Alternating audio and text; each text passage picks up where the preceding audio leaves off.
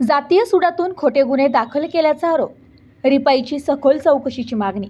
GST Mumbai विभागातील class 1 अधिकारी विवेक प्रभाकर घोडके व त्यांच्या कुटुंबियांवर जातीय द्वेषातून खोटे गुन्हे दाखल करण्यात आल्याचा आरोप रिपब्लिकन पार्टी ऑफ इंडिया गवईच्या वतीने करण्यात आलाय.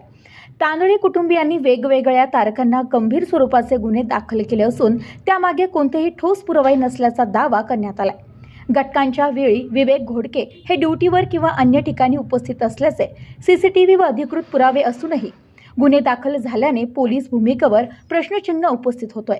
जातीय छळ व सुडबुद्धी कारवाई होत असल्याचा आरोप करत सर्व प्रकरणांची सखोल चौकशी करण्याची मागणी निवेदनाद्वारे करण्यात आली आहे. तसेच पुढील काळात कोणतीही शहानिशा न करता खोटा गुन्हा दाखल झाल्यास रिपाईकडून बेमुदत आमरण उपोषणाचा इशारा यावेळी देण्यात आलाय. आज रिपब्लिकन पार्टी ऑफ इंडिया पक्षाच्या वतीने आम्ही समस्त शिष्टमंडळाच्या वतीने पोलीस निरीक्षक तोपखाना पोलीस स्टेशन यांना निवेदन दिले. विवेक घोडके हे मागासवर्गीय समाजातील एक उच्च अधिकारी आहेत. यांच्यावर अनेक दिवस झाले काही समाजकंटकाच्या माध्यमातून अनेक खोटे असे गुन्हे दाखल झाले.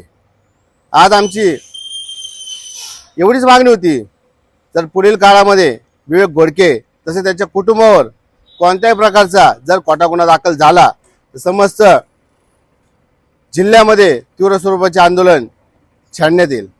एका मागासवर्गीय समाजाचे कुटुंब उद्ध्वस्त करण्याचे कट कारस्थान जर कोणी करत असेल तर रिपब्लिकन पार्टी ऑफ इंडिया हा पक्ष शांत बसणार नाही.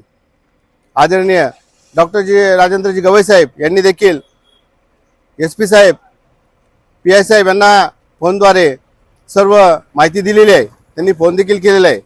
तर देखील परत एकदा सांगतो, तर पुढील काळामध्ये घोडके कुटुंबावर कोणत्या प्रकारचा जर खोटा गुन्हा दाखल झाला तर जिल्ह्याभरामध्ये तीव्र स्वरूपाचे आंदोलन छेडण्यात येईल. जय भीम. प्रतिनिधी अनिकेत गवळी, न्यूज टुडे 24, अहिल्यानगर.